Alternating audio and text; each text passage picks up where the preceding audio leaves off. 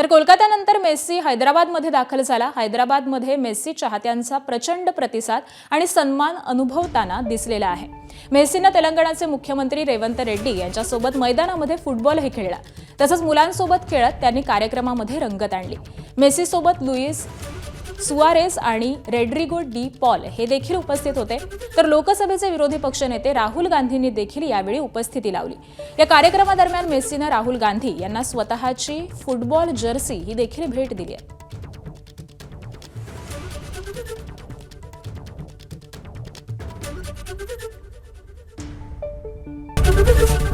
ABP माझा, उघडा डोळे बघा नीट।